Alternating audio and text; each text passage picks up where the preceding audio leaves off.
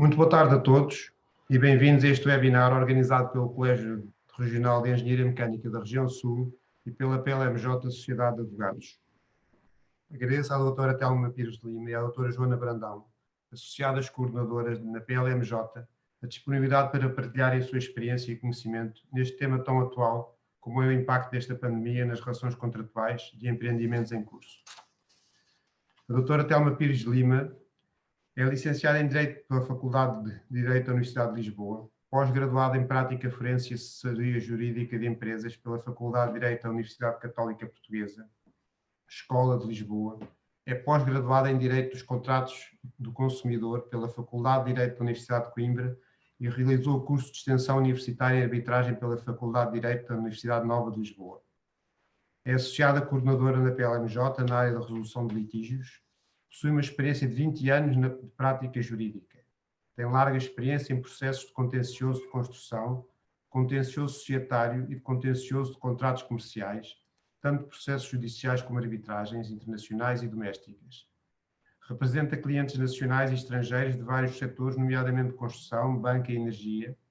Presta também assessoria corrente a empresas do setor de construção.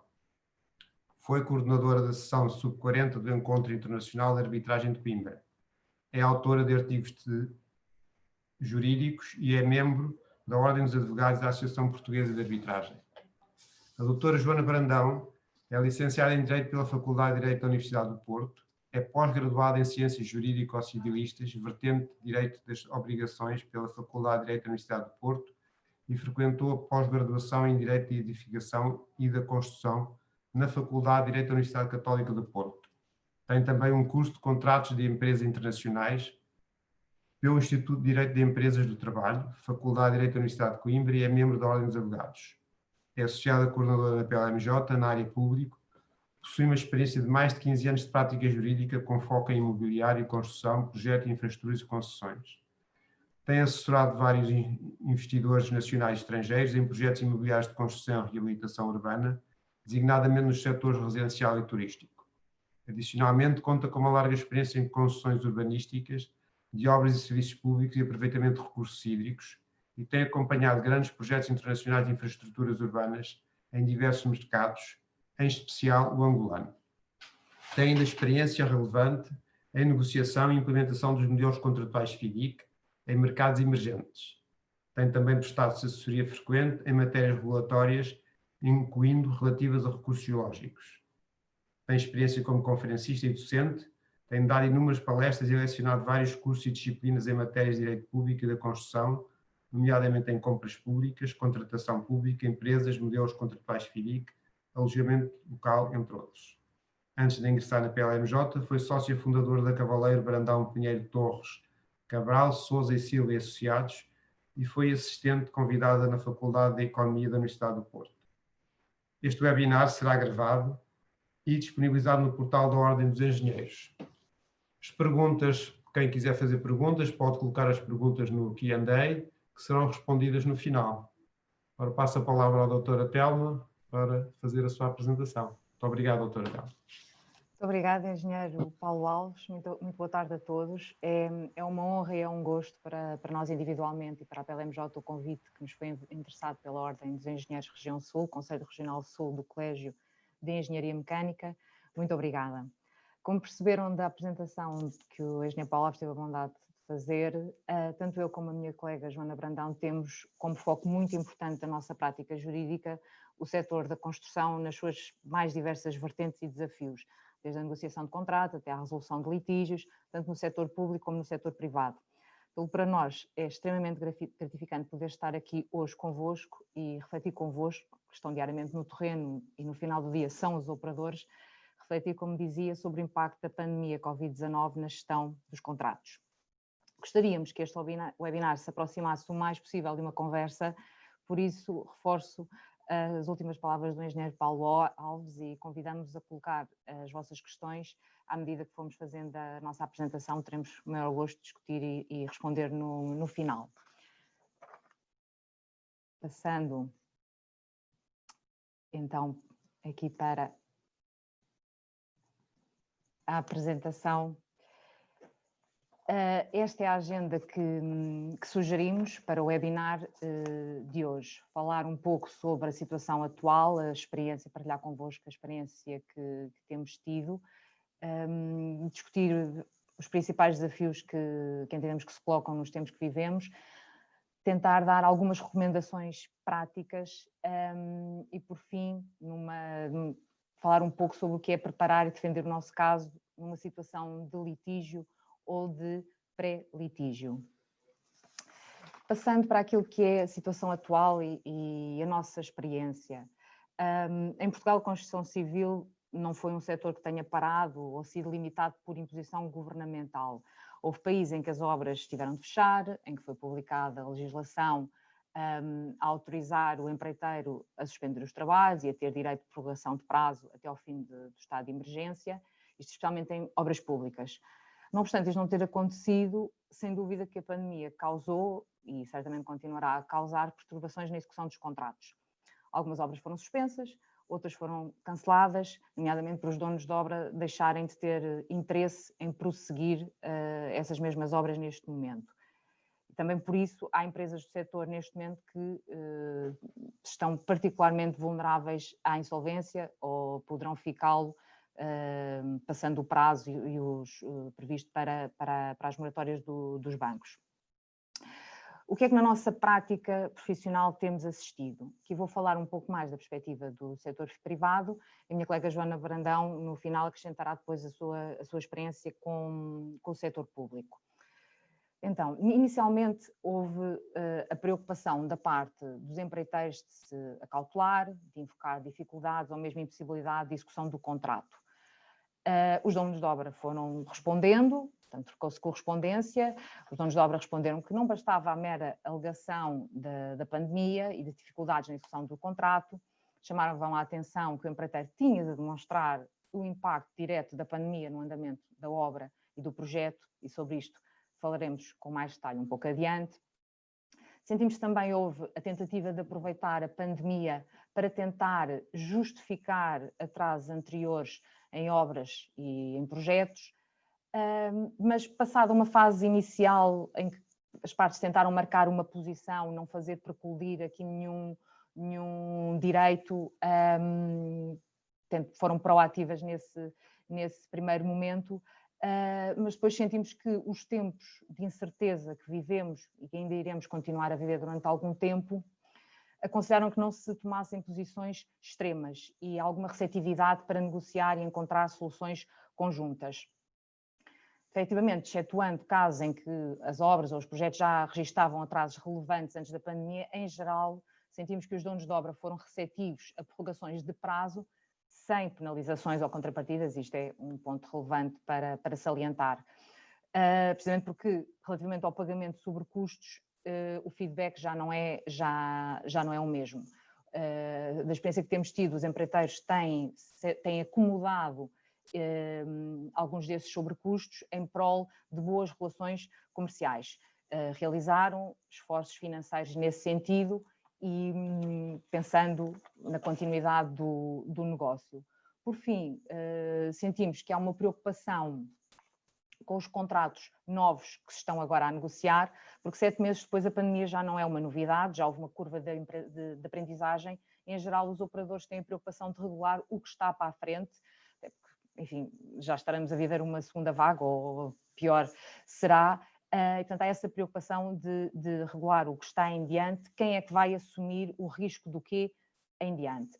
Mais à frente, a minha colega Joana Brandão vai voltar a este tema que entendemos que é de facto muito relevante. E para já peço-te, Joana, então, que partilhes a tua experiência e a percepção sobre a situação atual. Obrigada, Telma. Também eu agradeço o convite que nos foi dirigido e é um gosto estar aqui, e sobretudo com uma plateia tão ampla. Relativamente a esta questão da situação atual, algo que nos tem preocupado, ou melhor, algo que tem gerado interesse da nossa parte, é tentar perceber, de facto, quais são os impactos que têm existido ao nível do setor da construção. E embora possa parecer uma coisa relativamente de percepcionar, não é. Eu ainda hoje, antes do webinar, tive o cuidado de fazer uma pesquisa nas principais fontes sobre os impactos nessas matérias e descobri uma panóplia de números completamente diferente consoante a fonte e o site em que fui pesquisar. E isto é muito interessante porque nos põe as coisas em perspectiva.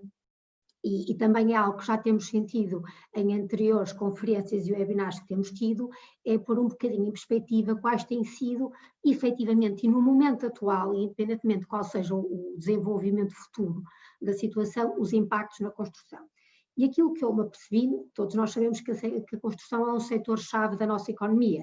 representa cerca de 17% do PIB e 600 mil postos de trabalho. Por isso sabemos que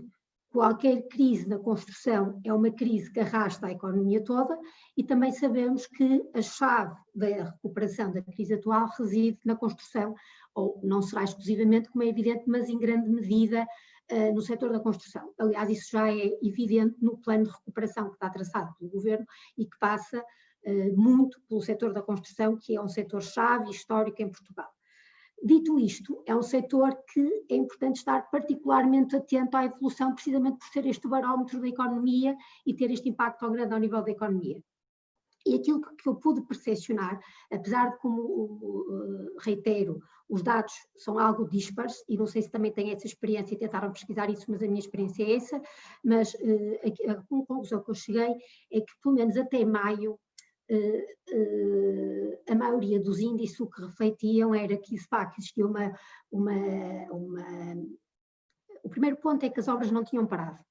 As obras não tinham parado e isso era um fator importante porque isso não aconteceu de forma transversal em todos os setores da economia. Ou seja, a generalidade das obras, uma grande 90% das obras não pararam. Podem ter desacelerado, podem ter sofrido impactos, mas de facto não houve paragem do setor da construção, nem uma paragem forçada por disposições legais, que nunca chegou a acontecer, nem uma paragem determinada por circunstâncias da própria pandemia e da própria necessidade de gerir a crise. Ou seja, de modo geral, o setor foi capaz de se manter ativo e foi capaz de manter a atividade. E isso é muito importante e também pode explicar aquilo que aconteceu depois, a partir de maio. Em maio, a informação que existia era no sentido de, no setor privado, havia um certo retardar das decisões de investimento, ou seja, até junho sentiu-se um retardar das decisões de investimento por parte dos operadores privados. Por isso, os reflexos que se sentiram foi mais ao nível de carteira de novos clientes do que propriamente dos trabalhos ongoing. O que os empreiteiros sentiram até aí foi que existiria, a carteira de clientes não estaria a crescer como seria expectável nessa altura. E ao nível do setor público, lançamento de concursos, o número de concursos lançados seria superior, mas o número, e eu não vou dizer percentagens porque elas foram muito variáveis, vi desde 24% a 35%, mas o número de contratos efetivamente celebrados nestes primeiros 5 meses do ano teria reduzido. A partir de junho,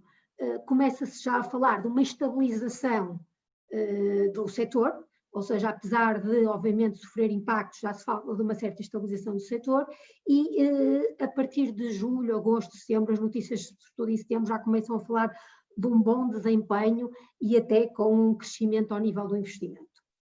Pronto. Isto é importante porque isto dá-nos um certo contexto para aquilo que vamos falar e para a forma como também devemos gerir, fazer a gestão contratual desta crise. Ou seja, neste momento a percepção que existe, certa ou errada, e nesse sentido os senhores terão uma melhor experiência prática, se de facto é assim, mas a percepção que há no mercado é que o setor da construção, no fundo, tem conseguido subsistir a esta crise e tem conseguido recuperar mais rapidamente que outros setores, de forma até a falar-se já numa recuperação, ainda que não a níveis pré-Covid, mas já se fala de uma recuperação, o que é algo que não se fala, tanto quanto sei, relativamente a nenhum setor da economia, por isso são dados de facto muito, muito, muito interessantes. Relativamente à minha experiência, eu não tenho experiência para vos dar ao nível do setor público, porque ainda não nos tem chegado o eco dessas matérias, e penso que isso terá a ver com esta tal gestão de expectativas. Ainda há muita expectativa relativamente ao futuro, relativamente ao que vai acontecer, e como tal parece-nos que aqui de parte a parte ainda há alguma gestão dessas expectativas, mas aquilo que vos posso dizer da minha experiência de empreitadas em geral, no caso do setor privado, é que de facto só tivemos um caso de encerramento de atividade e foi por iniciativa do dono de obra, que na fase mais crítica do Covid sentiu a necessidade de tomar a iniciativa de encerrar a obra para garantir que não havia propagação de contágio, mas era um caso muito excepcional porque a mão de obra era em parte, em grande medida, assegurada pelo próprio dono de obra, por isso acho que houve aqui uma certa gestão de risco de forma excepcional. De resto, a nossa experiência é que as obras não pararam, sofreram naturalmente impactos, vamos também falar um bocadinho disso mais à frente, mas que se traduziram sobretudo ao nível de reclamações de circunstâncias de força maior, comunicações que transmitiam aos donos de obra que se verificava uma circunstância de força maior, de forma algo antecipatória e para precaver já um contexto que antecipavam de atrasar o prazo da empreitada, reclamações de custos em menor número que reclamações de prazo, mas também aconteceram, custos de estaleiro, naturalmente, pela maior permanência em obra, isto já em menor número, ou seja, por ordem, foi primeiro em grande número reclamações de força maior, de verificação de circunstâncias de força maior, já num número um pouco mais reduzido, reclamações de prazo, e num número ainda mais reduzido, reclamações de sobrecusto. Por parte do dono de obra, a nossa experiência foi que existiu uma certa predisposição, receptividade à negociação, mesmo quando isso não foi transmitido formalmente, pela ausência de uma reação de força a essas comunicações, isso ficava implícito nas comunicações, mesmo nos casos em que existia uma reserva de direitos nessas respostas, no fundo não havia uma resposta forte, violenta relativamente a essa invocação, ou seja, no fundo havia ali uma predisposição para aceitar o contexto, embora uma menor receptividade quando se falava em sobrecustos, porque como veremos adiante, a questão dos sobrecustos na força maior não é assim uma coisa tão evidente e como tal aí os donos de obra já não mostraram tanta receptividade. Também, como é evidente, gerou-se uma preocupação, embora por vezes nem sempre muito sistemática e que também resultava um bocadinho do input do nosso lado, que era a necessidade de olhar para as cláusulas de força maior do contrato, porque alguns contratos, muitos desses contratos já regulavam a força maior, e como tal essas cláusulas não podiam ser ignoradas, e também a questão da própria alocação do risco dos contratos foi também algo que foi objeto de alguma atenção, se calhar um bocadinho mais pelo nosso lado, quando éramos confrontados com estas situações e nos era pedido o nosso aporte, nós tínhamos um bocadinho cuidado, tivemos e vamos tendo cuidado de informar e contextualizar a atuação de acordo com o próprio contrato que já existe e que temos à frente. Por isso, ao nível do contexto da situação atual, é isto que temos, para já, é com isto que temos de trabalhar e é com esta situação de impacto, mas não muito, digamos assim, impacto, mas não muito na construção, que neste momento é o contexto indefinido e de gestão de expectativas e que obriga aqui uma gestão de expectativas de parte a parte, se calhar por parte do empreiteiro, porque há uma expectativa de isto é evidente, que isto é gravíssimo, teve um enorme impacto, e aparentemente os indicadores nem sempre isso indiciam, e por parte do dono de obra uma expectativa, se calhar isto não teve impacto nenhum, o que também não é verdade, como verificaremos na prática. Só uma última nota ainda nesta matéria, que é, este é um setor-chave para a recuperação da economia, e sendo um setor-chave para a recuperação da economia, necessita, independentemente dos impactos ou do reconhecimento que haja dos impactos que houve sobre o setor da construção, não há dúvida que é um setor-chave para a recuperação. Então há um conjunto de medidas, desde de natureza fiscal, desde repensar, porque nós sabemos por experiência própria que as medidas fiscais ao nível da construção têm imenso impacto, sempre tiveram, têm muito impacto as medidas fiscais, o favorecimento do investimento da construção, seja via Golden Visas, seja via incentivos à reabilitação urbana, seja ao nível dos IMIs, dos IMTs, sabemos por experiência própria que isso tem impacto ao nível aos IVAs, sobretudo ao IVA da construção, isso tem impacto ao nível das decisões de investimento, por isso é preciso continuar a apostar nessas medidas de incentivo fiscal que têm potenciado o crescimento e que agora é especialmente importante. Também a questão das moratórias, porque, como a Telma bem dizia, quando elas acabarem é que se calhar se vai sentir a crise, por isso convém começar a fazer essa gestão, porque ninguém tem interesse que se sinta de forma intensa a crise, ou de forma ainda mais intensa a crise no setor da construção. Agilização dos processos de licenciamento, para isso deixar de ser um tópico que ainda é, apesar de todos os esforços que têm sido feitos de simplificação e que nós todos reconhecemos, ainda assim continuamos a ter de dizer a um investidor que um processo de licenciamento pode demorar 12 meses, e isso obviamente que é um dissuasor de investimento e é algo que facilmente podemos intervir sobre isso e facilitar o investimento, que neste momento é crítico, sempre foi crítico, neste momento estas medidas são essenciais. A fiscalidade mais favorável e a agilização dos processos de licenciamento, eu acho que são um foco grande que deveria ocorrer face ao contexto atual.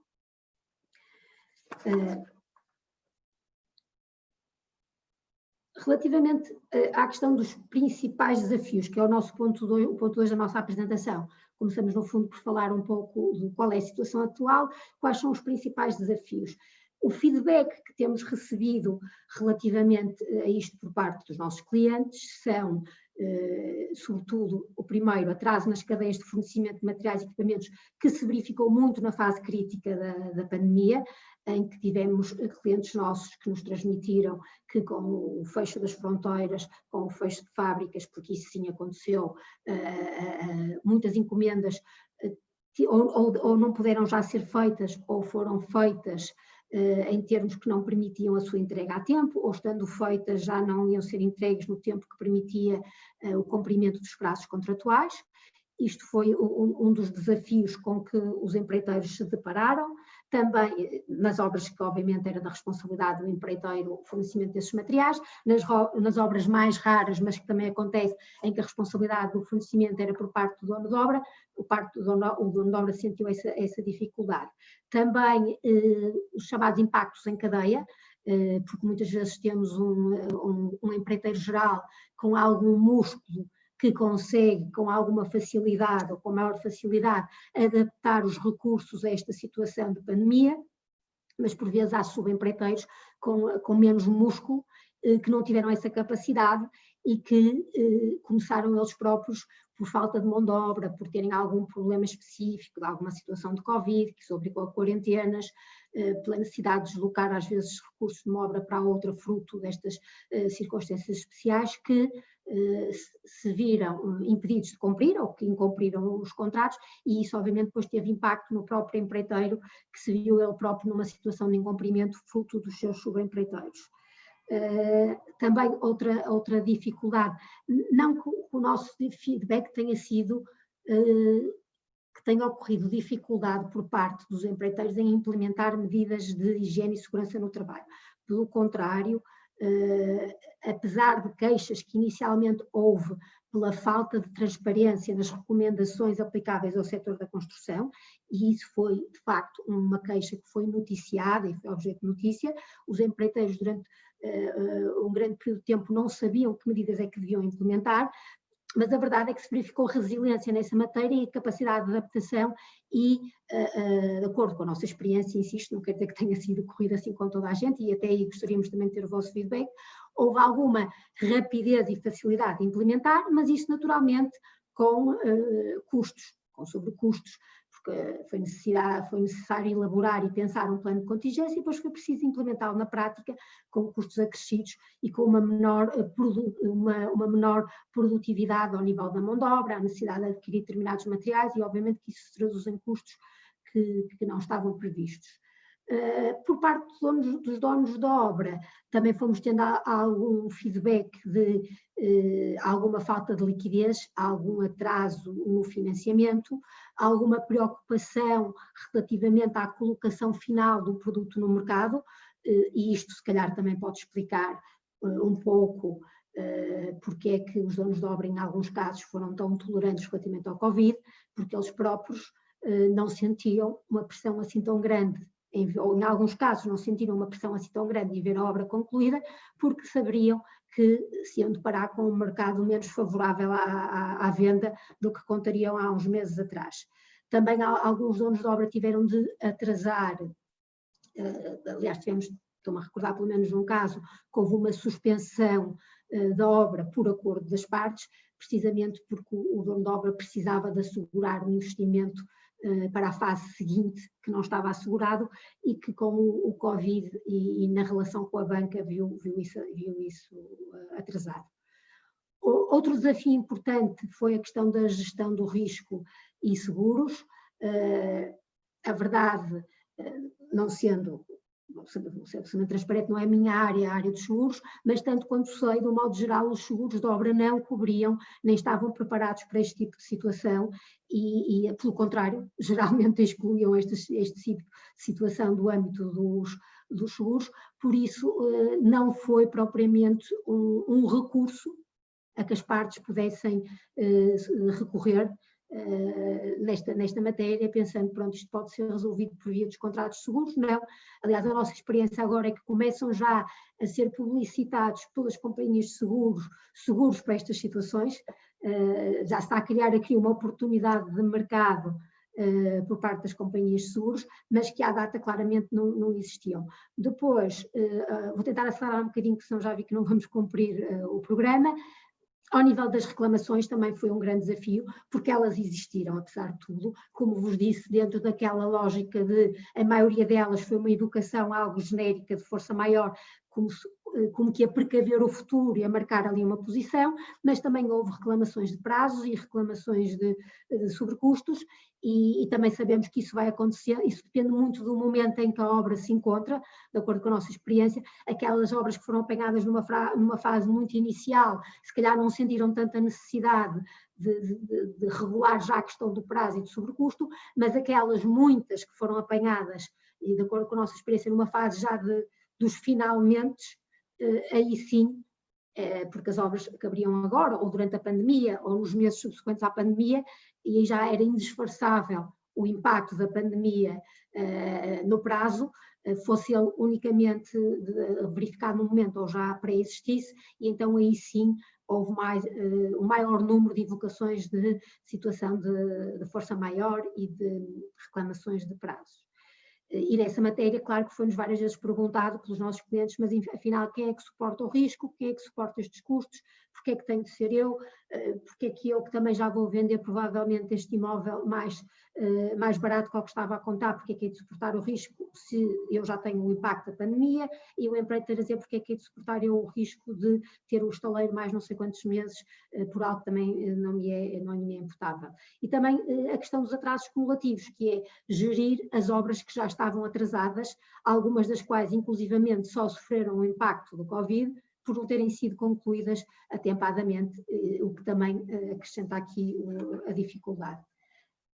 E calma, passo a palavra. Obrigada, Joana. Como acabámos de ver, de facto, esta nova realidade da pandemia toca praticamente todos os aspectos do processo de construção. E, como a Joana referia, a grande questão é quem é que vai suportar os riscos e os custos com eventuais atrasos, com eventuais prolongamento de prazo da obra provocados pela pandemia ou por decisões do dono de obra, e isso vai depender do caso concreto, do que é que o contrato prevê. Por isso é que mais adiante também vamos falar, a Joana vai focar esse ponto da importância de se rever os contratos que se têm atualmente ativos. Vai depender do que for a atuação da parte e, muito importante, vai depender do que se conseguir provar. A Joana referiu, e é verdade, houve uma forte tendência de alegar força maior. A força maior, por vezes, está de facto prevista no contrato, situações, os contratos, as partes escolhem denominar como um evento de força maior uma pandemia ou uma epidemia, e aqui não há dúvida que a Covid-19 enquadrar-se-ia contratualmente. Agora, se não for esse o caso, vamos ter que recorrer à interpretação geral do contrato e importa dar nota que a força maior E isto é muito importante para se ter a percepção de que, de facto, quando é que se pode, não estando prevista expressamente no contrato, quando é que efetivamente temos um evento de força maior. O evento de força maior é um evento que escapa totalmente ao controlo do devedor, é um evento que impede a execução do contrato, que impossibilita a prestação que é devida. E é um evento que não se poderia razoavelmente prever quando o contrato foi celebrado. Ou seja, atualmente, como eu dizia há pouco, não podemos dizer que não é previsível os efeitos da pandemia de Covid, porque estamos a vivê-la. E, igualmente, um evento de força maior, os efeitos não podem ser evitados através de medidas adequadas, de medidas de mitigação. Muito importante, porque há muitas vezes a tendência de confundir. A força maior não é uma situação de custos desproporcionais, não é uma questão de se ter que suportar um custo muito superior àquilo que inicialmente estava projetado, não é uma questão de se reduzir, ainda que de forma significativa, a margem de lucro que se tinha projetado para a obra e para o projeto. Tentando abreviar, relativamente aos outros enquadramentos jurídicos que vemos aqui neste slide, vou tentar dar exemplos concretos que ajudem à compreensão. Se o empreiteiro não tem meios para cumprir, porque, por exemplo, a cadeia de fornecimento foi afetada, os materiais não chegaram, o equipamento não chegou necessários para executar a obra, pode haver uma mora ou uma impossibilidade temporária, consoante fosse ou não previsível esse evento, consoante a diligência do empreiteiro e consoante aquilo que se entendam pelos esforços exigíveis ao empreiteiro. Poderá aqui ser a diferença entre o empreiteiro ter de suportar sozinho os custos e ainda eventualmente ter de indemnizar o dono de obra pelo atraso, pelo não cumprimento, ou então uma situação de os custos poderem ser repartidos de forma equitativa entre empreiteiro e dono de obra. Se o empreiteiro tem meios para cumprir, mas para cumprir tem que ter custos superiores e aplicar um esforço adicional de tal forma superior ao que contratou, como eu dizia há pouco, ainda assim mantém a obrigação de cumprir até o limite que lhe é exigível e, portanto, terá de suportar esses custos associados. Agora, se o empreiteiro tem meios para cumprir, mas esse cumprimento implica custos e esforços adicionais para além do limite da exigibilidade, de tal forma que para poder construir a obra, para poder executar o projeto, tem de se arruinar ou suportar um prejuízo que não tem qualquer acomodação no contrato, e, portanto, isto gera-se aqui uma desproporção tal entre a prestação do empreiteiro e a contraprestação do dono de obra, então aqui podemos dizer que há uma situação de alteração das circunstâncias e poderá haver o direito a resolver o contrato ou então a ser modificado de acordo com a equidade. Eu usei expressões como o limite da exigibilidade e para se aferir o que é exigível ou não, é importante a tal alocação do risco de que a Joana Brandão falava há pouco. Por exemplo, se um contrato for um contrato de chave na mão ou de preço fixo, em princípio o risco corre pelo empreiteiro e, portanto, estará mais sujeito a suportar estes custos. Para terminar, eu diria que um grande desafio, seja em tempos de pandemia, seja no que era no antigo normal, é a repartição do ónus da prova e provar o nexo causal, provar a relação direta entre um evento e um atraso ou uma qualquer perturbação à vicissitude da obra e do projeto. Saber a quem compete provar o quê e saber como provar o impacto de determinado evento são essenciais em caso de litígio. Mas também devem, no nosso entender, estar presentes e nortear a atuação de quem está a fazer a gestão do contrato, independentemente do litígio, porque sabemos que também estar a executar uma obra e um projeto a pensar que irá resultar no litígio também não é o que se pretende, mas devemos estar preparados para tudo e eventualmente também para o pior dos cenários, até para podermos acessar devidamente as nossas condições. Por vezes esta avaliação não é feita no decurso de uma obra, de um projeto, e as partes entendem que têm mais direitos de reclamação do que, na verdade, têm em face daquilo que efetivamente aconteceu na obra, ou ainda que tenham toda a razão, mas não têm forma de o provar. Usando o exemplo mais comum e mais relevante neste fórum, se um empreiteiro se atrasa na obra, na conclusão e na entrega da obra, a lei presume que a culpa é dele nesse atraso, e é ele que cabe provar que não teve culpa no atraso, seja por causa da Covid-19, seja por qualquer outra atuação do dono da obra. Por seu lado, do lado do dono da obra, para poder aplicar penalidades, poder pedir indenizações nos termos gerais, bastar-lhe-á em princípio provar que a obra não lhe foi entregue nesse prazo e os danos que sofreu em consequência desses atrasos. A pandemia da Covid-19 traz desafios adicionais, mas creio que estas recomendações práticas que em seguida vamos dar se aplicam em qualquer cenário de obra e de projeto. E com isto passo de novo a palavra à Joana Brandão.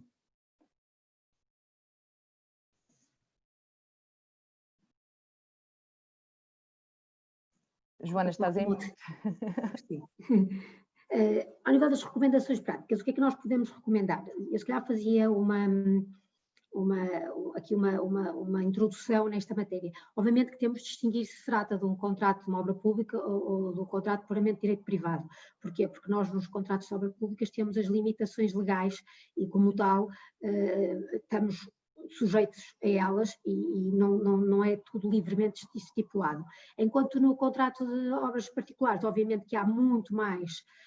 margem, há muito mais liberdade negocial e contratual, por isso o contrato assume-se como um instrumento muito mais relevante do que no caso da empreitada de obras públicas, em que na generalidade destas matérias o contrato ou é omisso, aplicando-se o Código de Contratos Públicos, ou tem as regras que o próprio Código de Contratos Públicos impõe. Por isso, aqui é sobretudo relevante nas empreitadas de direito privado, porque nestas sim há uma grande latitude, há pouquíssimas normas imperativas no Código Civil, a generalidade das normas são supletivas, por isso de facto as partes têm aqui grande margem para estabelecer e estipular regras. Por isso, a primeira recomendação que nós fazemos, ou não fôssemos nós juristas e advogadas, é olharem para o contrato, que de facto, por vezes nesta gestão de crise e nesta gestão de situações de tensão, a nossa experiência é que muitas vezes as partes, seja empreiteiro, seja dono de obra, esquecem-se de olhar para o contrato e por vezes o próprio contrato já tem mecanismos e que são mecanismos obrigatórios e com consequências, obrigatórios no sentido contratual, obviamente da palavra, estão contratualizados e que têm de ser respeitados. E isso acontece com cláusulas de força maior. As cláusulas de força maior, na sua generalidade, não estavam preparadas para uma situação como esta, é evidente, não era antecipada, não era algo que fosse antecipável por ninguém, mas existem, estão lá e têm normalmente, eu acho que é raro um contrato de empreitada de direito privado com um valor substancial que não tenha uma cláusula de força maior, mais bem conseguida ou menos bem conseguida está lá. Normalmente, tipicamente, essas cláusulas têm quais são as circunstâncias, ainda que não tipificadamente, mas em termos qualitativos, os eventos que podem ser integrados no conceito de força maior. Também têm quais os comportamentos e procedimentos que têm de ser adotados pela parte afetada, e a nossa experiência é que muitas vezes esses procedimentos passam por comunicar em prazos extremamente curtos, ou imediatamente, ou no prazo de 5 dias, ou no prazo de 10 dias, por isso, atenção, porque normalmente os prazos de comunicação são extremamente curtos, normalmente, tipicamente, estabelecem obrigações de mitigação do risco, quer dizer, antes disso, tipicamente estabelecem requisitos para essas notificações, sejam os requisitos gerais de todos os que normalmente os contratos têm, a quem é que deve ser dirigida a notificação e qual o endereço que é válido, qual é a pessoa que é válida, ou que tem poderes para receber essa notificação, seja do próprio conteúdo, obrigando a que sejam logo elencados de forma mais ou menos precisa quais são os eventos de força maior, quais são os seus impactos na obra, tipicamente a nossa experiência é que isso também consta do contrato, prazos para o fazer, obrigação de adoção de medidas de mitigação, que depois têm de ser concretizáveis, ou seja, o que é que o empreiteiro fez para mitigar os efeitos desta pandemia, e isso tipicamente, de acordo com a nossa experiência, também consta do contrato, e isso passa por quê? Passa por pensar a relação com os fornecedores de materiais, pesquisar se há materiais alternativos, documentar qual é a dificuldade que esses fornecedores estão a sentir, o que é que no fundo foi possível fazer em termos de equipamento, materiais e mão de obra para mitigar os riscos. E quanto mais célere e mais eficiente tiver sido essa atuação, menores são obviamente os impactos no contrato, mas também maior é a viabilidade de uma reclamação de força maior, porque de facto houve ali uma... Não se limitou a empreiteira a cruzar os braços e a sofrer os efeitos, mas sim procurou ativamente. Depois, rever, avaliar a possibilidade de solicitar a extensão de prazo. Tipicamente, a nossa experiência é que as cláusulas de força maior prevêem essa extensão de prazo, não prevêem a reclamação de sobrecustos. Mas isto varia de contrato para contrato, só vos estou a transmitir aquilo que tipicamente é a nossa experiência nessa matéria, mas pode haver contratos que sejam diferentes disso. Ter atenção a fazer esses pedidos de extensão de prazo, essas reclamações de sobrecustos, se forem aplicáveis, no segundo caso, indefensáveis, gerir a questão dos atrasos e das penalidades, porque sabemos que no final do dia o que o dono de obra poderá e vai certamente fazer é aplicar penalidades se não forem cumpridos os prazos, por isso é preciso antecipar isso, quer da parte do empreiteiro, quer da parte do dono de obra, a possibilidade dessas penalidades serem aplicadas ou não. Eventuais possibilidades de resolução do contrato, não vou alongar nesta matéria, porque não tem sido a nossa experiência, não temos tido casos que estejam em cima da mesa, pelo menos nesta fase, a resolver o contrato, mas de todo modo é interessante olhar, porque muitas vezes é possível que o contrato preveja como causa de resolução a obra estar suspensa, ainda que por circunstâncias de força maior, mais do que X dias, por isso é uma cláusula que pode ter impacto para obras que eventualmente estejam ou possam vir a estar suspensas, porque normalmente é comum ao fim de 90, 120, 180 dias, dependendo dos contratos, prever-se a possibilidade de qualquer uma das partes resolver o contrato. E, eventualmente, por descargo de consciência, porque a nossa experiência não tem sido que a solução passe por aí, verificar se os seguros e as coberturas de alguma forma permitem enquadrar esta situação e obter aqui algum ressarcimento dos prejuízos causados às partes. Nestas matérias, como eu referi, é importante verificar da necessidade de proceder a notificações de força maior, de extensões de prazo e de reclamação de custos, por isso há que cumprir estas notificações contratualmente exigíveis, que de acordo com a nossa experiência normalmente são, respeitar os prazos previstos, garantir que há uma consciência por parte dos envolvidos relativamente aos timings do projeto, e aqui chama a atenção de algo que é muito importante e que também tem sido a nossa experiência nessa matéria, é que por vezes há uma confusão das partes entre aquilo que é a gestão da obra e aquilo que são decisões contratuais de prorrogação dos prazos. Ou seja, em obra é comum a fiscalização e o empreiteiro acordarem em prorrogações de prazo em sentido impróprio, ou seja, no fundo, deparando-se as partes com uma circunstância em que não vai ser possível cumprir o prazo contratual, são apresentados novos programas de trabalho a pedido da fiscalização, porque a fiscalização precisa ter um programa de trabalhos realista, que obedeça aos timings que são realistas, mas daí não se pretende, pelo menos por parte do dono de obra, que haja uma prorrogação do prazo no sentido contratual e no sentido de se implicar, por exemplo, sobrecustos de estaleiro ou a não aplicação de multas. E depois, em sede de litígio, quando isso não está claro entre as partes, é um dos motivos que gera aqui ruído nos processos de arbitragem, é precisamente as atas das obras que falam que há um novo programa de trabalhos, há novos prazos, há não sei o quê, e o dono da obra vem dizer assim, está bem, claro, vocês não estavam a cumprir e obviamente que foi preciso fazer um novo programa de trabalhos, mas daí não resulta que o prazo do contrato não estivesse em cumprimento e que não haja aqui um direito de aplicar multas. Ou seja, há aqui uma matéria sensível que é esta gestão do dia-a-dia da obra versus a gestão contratual. E para isso é preciso estar atento a quem tem poderes para vincular e em que termos, e por vezes o próprio contrato regula isto e permite esclarecer algumas dúvidas. De resto, como sempre, uma comunicação proativa, clara, transparente, de forma a permitir às partes ser informadas, do nosso ponto de vista, evita litígios e também favorece a sua resolução. Depois, continuando, também é importante, já falamos um pouco nisso, rever e compreender os termos e condições de fornecimentos, para ver em que medida é que se pode agir também nessa matéria, manter uma maior fiscalização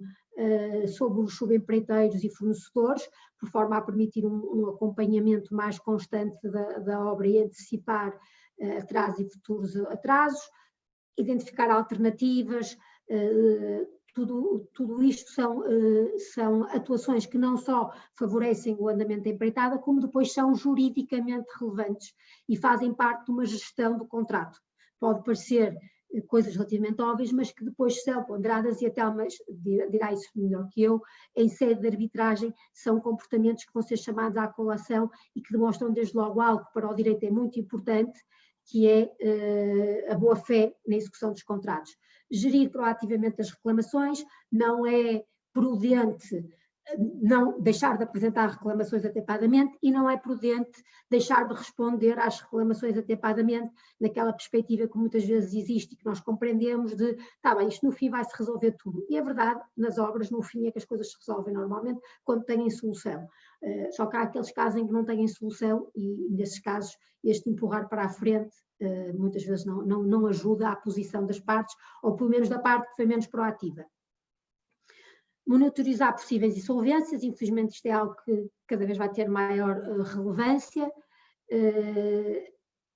Se houver contexto para negociar alterações de contrato, é importante que haja uma preocupação relativamente à alocação do risco, e já temos tido situações em que as partes fizeram aditamentos aos contratos neste contexto de pandemia de Covid-19 e tiveram necessidade, sobretudo obviamente neste caso o dono de obra, de balizar no fundo esta tolerância, esta boa-fé, e pretendendo abranger com tudo de duvidoso que isso tem nestes aditamentos todas as consequências da pandemia, para não estarem a ser alvo de sucessivos pedidos nessa matéria, que também é um receio que existe, não é? E depois, claro, manter foco no processo de decisão, porque por vezes quando estamos numa situação de conflito também não nos podemos deixar invadir pela documentação e pelo tratamento da documentação e perder o foco, porque no final do dia aquilo que se pretende é que a obra seja concluída e idealmente no prazo mais aproximado possível do previsto contratualmente, porque isso 90% das vezes é do interesse quer do dono da obra, quer do empreiteiro.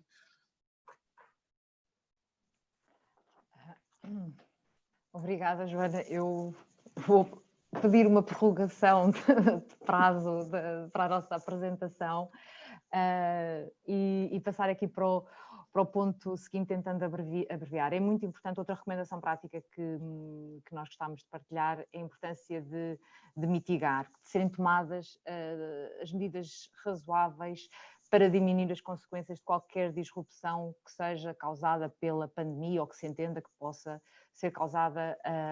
pela pandemia e vir a acontecer. Em termos práticos, é ser diligente e fazer o melhor para manter a execução da obra em prazo,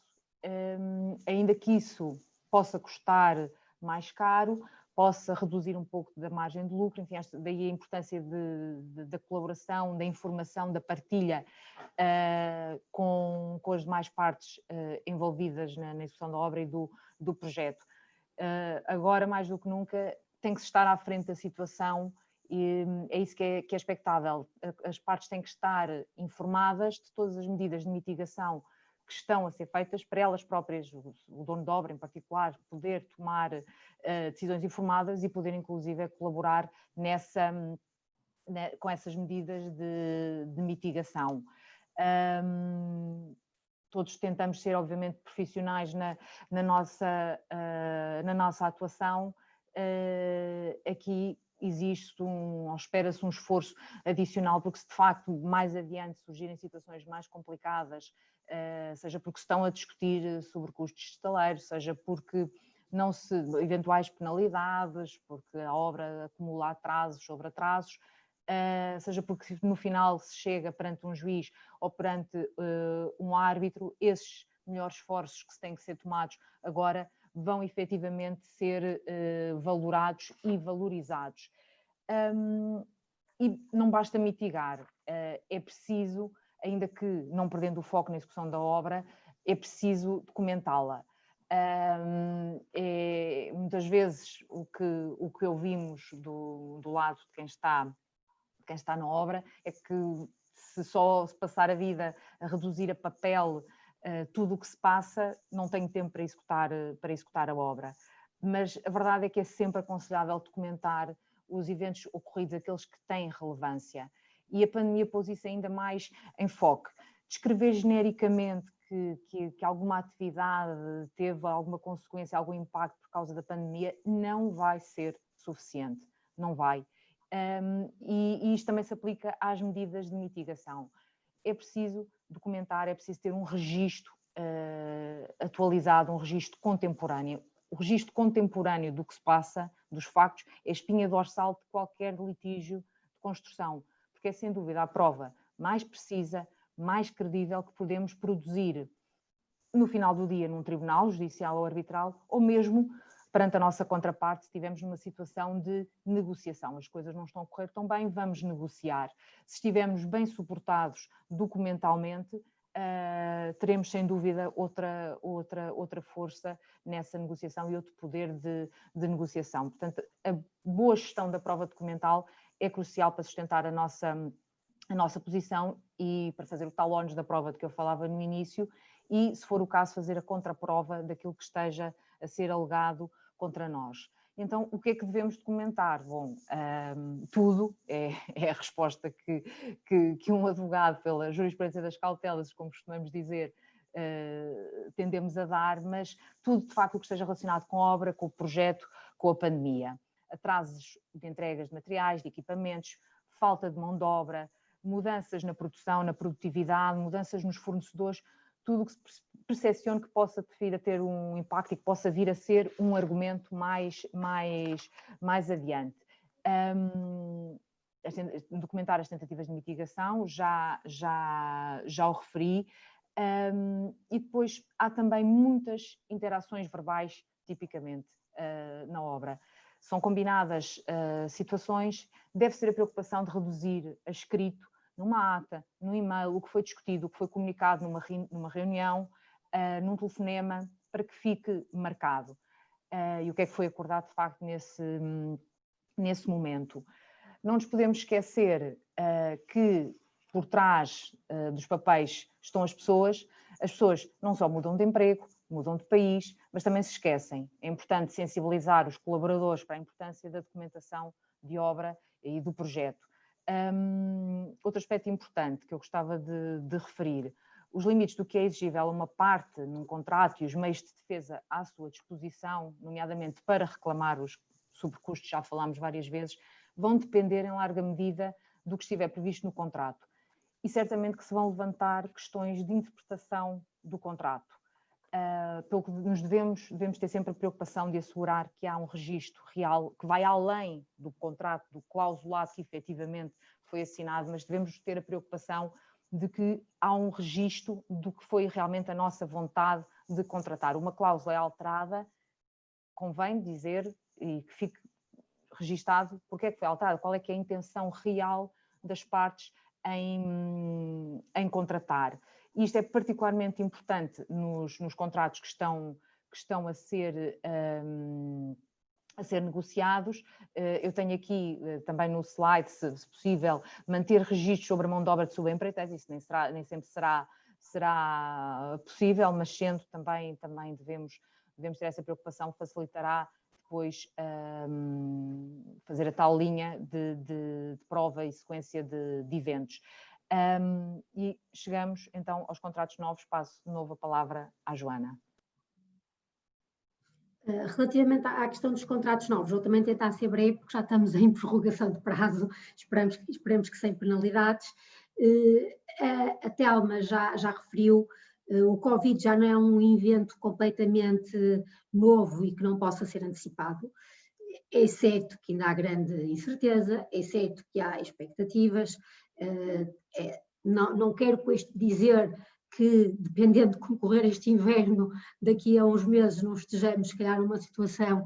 tão ou mais imprevisível que a atual, mas a verdade é que, do ponto de vista jurídico, temos de antecipar a possibilidade de, nos novos contratos, a questão do Covid já não ser tão facilmente enquadrável numa situação de força maior, já não ser tão facilmente enquadrável numa situação de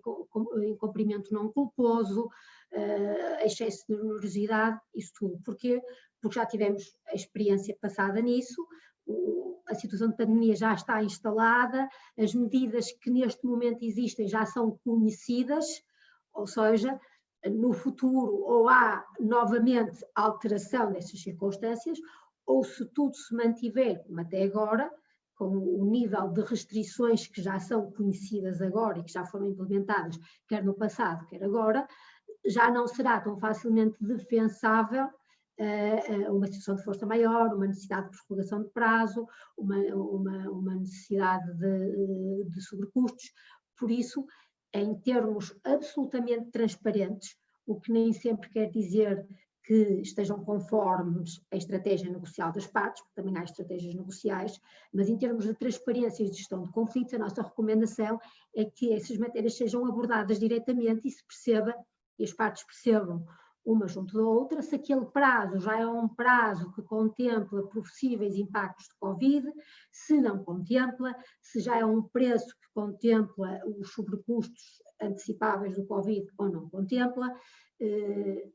se calhar num contexto como o atual e em que o dono de obra queira de facto ter uma certeza sobre se está a contratar o empreiteiro que lhe apresentou a melhor proposta, é importante, transparentemente, colocar isso em cima da mesa, porque senão podemos estar perante propostas que não são comparáveis e podemos estar perante situações que não são comparáveis e, sobretudo, podemos estar perante situações que no futuro vão naturalmente gerar conflito, porque vamos ter, por um lado, alguém a dizer não, chega a conversa Covid, porque já foi celebrado em pleno Covid, já todos sabíamos que isso existia e vocês já tinham ter antecipado isso, e do outro lado, com certeza não, por isso a nossa primeira recomendação é que nos novos contratos se tenha presente que já não é algo absolutamente não contemplado ou inesperado. Como tal, é importante explorar, como eu referia, os possíveis impactos da pandemia na execução deste contrato, acordar o mais detalhadamente possível sobre a alocação do risco e a gestão dos contactos da pandemia. A minha experiência, pelo menos tem sido, não sei se a da Telma tem sido igual, é que ainda assim, curiosamente, muitas vezes as partes preferem não enfrentar o tema, porque o antevêem como algo negocialmente tão difícil, face à experiência prática que tiveram de alguma facilidade na sua gestão, que preferem deixar para o momento da execução do contrato abordar estes temas. Percebo a estratégia, aceito-a, mas pode vir a trazer dissabores, sobretudo se a pandemia se vier a agravar, infelizmente se parece de alguma forma poder antecipar. E no fundo é isto, estes conceitos todos têm a ver com isso, refletir a pandemia, refletir os impactos da pandemia no contrato, no seu prazo, no seu preço, no seu risco, não só porque há uma gestão mais clara, mais transparente do contrato, se evita conflitos, mas também porque só assim se pode garantir que se está a contratar empreiteiros nas mesmas circunstâncias, porque um empreiteiro que tenha incorporado no prazo a pandemia e os sobrecustos, obviamente que terá em princípio apresentado um preço mais caro que um empreiteiro que não tenha incorporado nada disso e que tenha feito de conta que amanhã vai começar a executar o contrato com 100% dos materiais, 100% da mão de obra e sem nenhumas restrições. Por isso, até por isso nos parece relevante.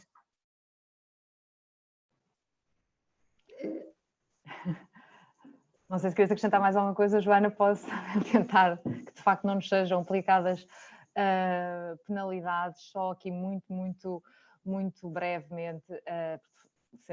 a nossa experiência, minha, da Joana também, é muito na parte dos litígios, e a preocupação com a gestão do contrato e com a gestão documental também de que eu falava há pouco, é tentar que efetivamente, se chegarmos a uma situação de pré-litígio ou de mesmo litígio, tenhamos, primeiro que tudo, que tenhamos um caso. Porque situações há em que o que está para trás, independentemente da razão, é tão caótico, tão desordenado, que nem sequer se consegue construir um caso e uma narrativa do que é a nossa posição. E então,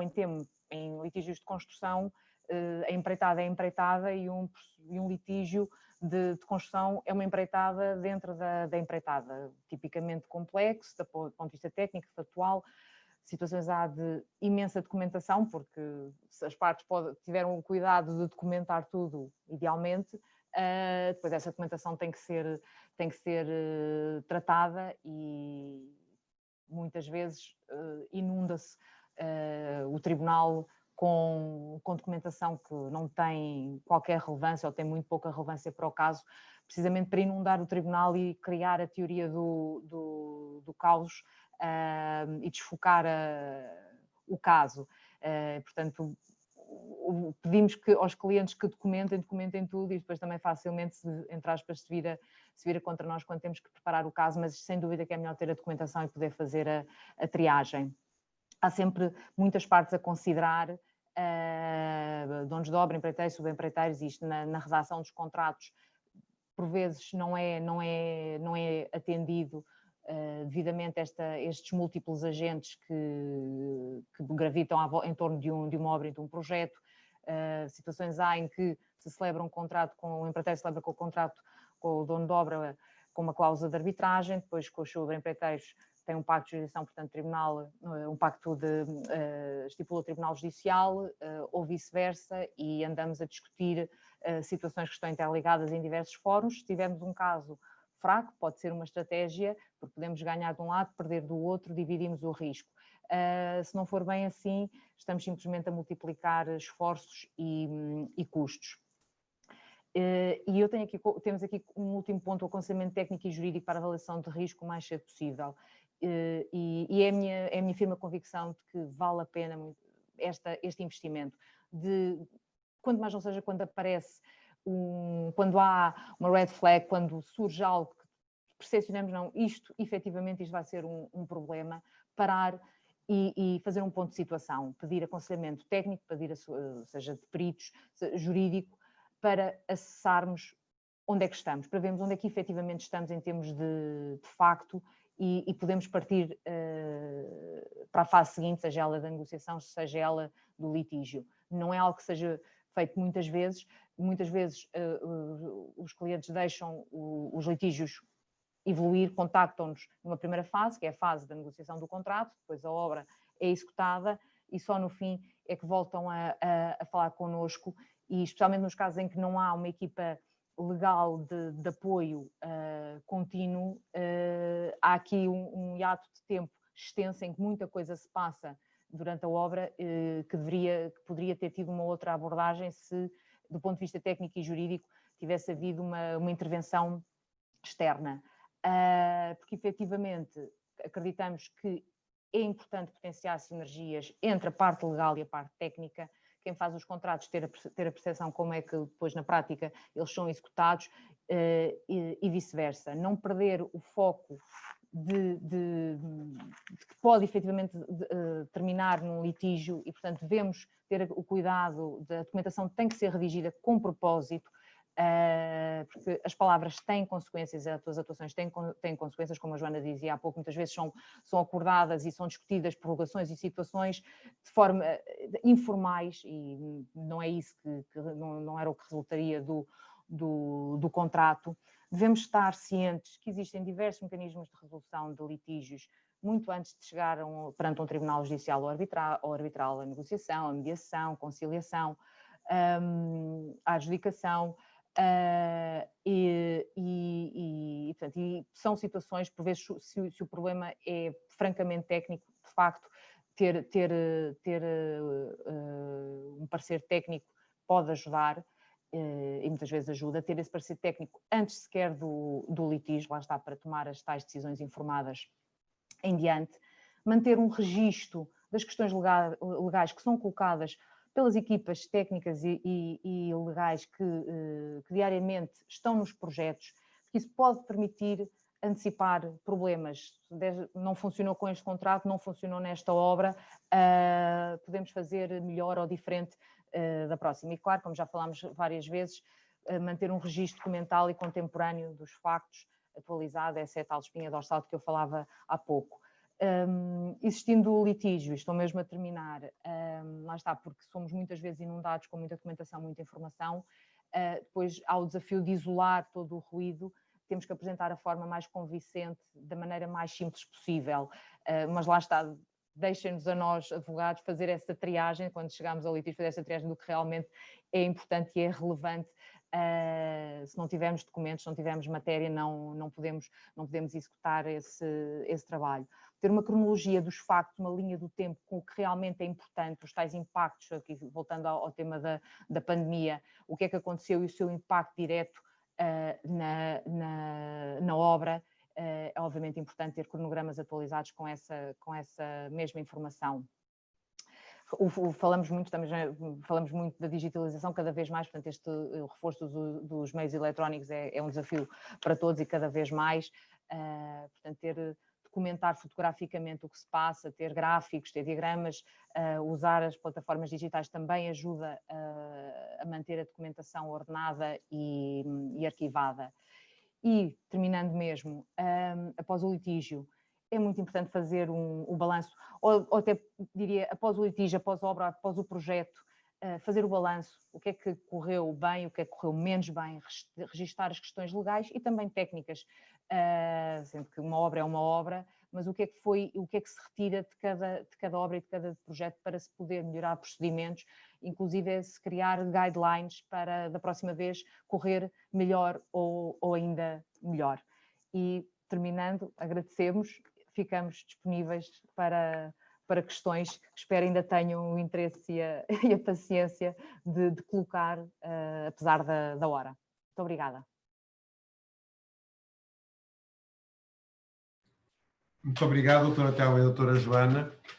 Fica agora aberto uns minutos para questões, para quem quiser colocar no Q&A questões, à doutora Telma e à doutora Joana. Eu tinha duas questões aqui que me surgiram durante a apresentação, uma relativamente a questões, comentários, uma relativamente a contratos anteriores à pandemia e outra contratos posteriores à pandemia. Nos contratos anteriores, há situações de contratos, como a doutora Telma disse e a doutora Joana disseram, que não foram suspensos. Portanto, de facto, não foram suspensos, foram andando, mas na medida do possível. E, ao fim, atrasaram-se pela cadeia logística, por vários motivos. Nesses contratos, como é que é distribuída, ou como é que será a lógica de distribuição dos riscos e dos custos? O dono de obra, de alguma maneira, foi conivente com o empreiteiro foi conivente com o dono de obra e, digamos assim, ficou numa caldeirada um bocadinho assim, no meio. Obviamente é importante o contrato que se tem lá, a tal repartição e alocação do risco. Como eu referi, se tivermos um contrato de chave na mão, um contrato de preço fixo, é mais difícil imputar esses sobrecustos ao dono de obra. Portanto, do que temos tido experiência, feedback, e eu acredito que depois, havendo situações de litígio, é isso que se vai materializar, em muitos casos pelo menos, não deverá haver grande discussão de que a obra é prorrogada, de que não há penalidades. O grande tema é efetivamente quem é que vai suportar esses sobrecustos. Poderá haver, se temos um dono de obra conivente, como o engenheiro Paulo Alves disse, que de alguma forma alimentou esse atraso e ambas as partes tomaram a decisão de deixar andar, até porque, por exemplo, o exemplo que a Joana dava, o dono de obra já não tinha interesse, não está assim tão motivado para concluir a obra, poderá aí haver uma repartição desses sobrecustos. Mas lá está, se o empreiteiro tem sobrecustos com o prolongamento da obra, o dono de obra provavelmente também tem danos por ela não ser terminada em prazo. Eu diria, concluindo, que muito provavelmente, portanto, se o empreiteiro bem no sentido de fazer aquele esforço que eu falava, de mitigar, de fazer os possíveis para a obra estar o mais possível em prazo, portanto, que não seja um empreiteiro negligente que simplesmente deixe arrastar um empreiteiro e um dono de obra, eu diria que aí há margem para se discutir e haver uma repartição dos custos. E eventualmente alguma coisa ser suportada pelo dono de obra, ou então cada um ficar com os seus próprios custos. Lá está o subempreiteiro com os sobrecustos do prolongamento estaleiro e o dono de obra com os danos que sofreu por a obra não ser concluída em prazo. Temos aqui uma pergunta do outro lado do oceano, de uma colega Márcia Fernandes, do Brasil. Agradeço a oportunidade de participar do excelente webinar e gostaria de saber se há, em linhas gerais, alguma experiência ou recomendação a compartilhar sobre contratos internacionais onde a curva de impacto da pandemia se comporta de maneira diferente.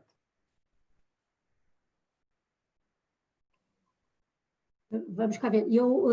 acho que no âmbito da pergunta que está a ser feita, penso que não. Agora, porquê? Porque mesmo em contratos internacionais, e a nossa experiência tem sido em jurisdições em que esse impacto ainda é maior do que aquele que se verifica em Portugal. Ou seja, a nossa experiência tem sido em jurisdições como a angolana, como a moçambicana, como a cabo-verdiana, e pelo menos nessas três jurisdições onde tivemos experiência, os impactos da pandemia no setor da construção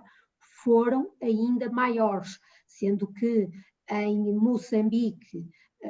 as obras ficaram praticamente paradas por iniciativa governamental, em Angola não houve essa iniciativa de suspensão formal das obras por decreto, mas houve muitas obras públicas suspensas por iniciativa do Estado, e aí mesmo suspensas, por isso a nossa experiência em contratos internacionais, ou seja, aqui interpretados como contratos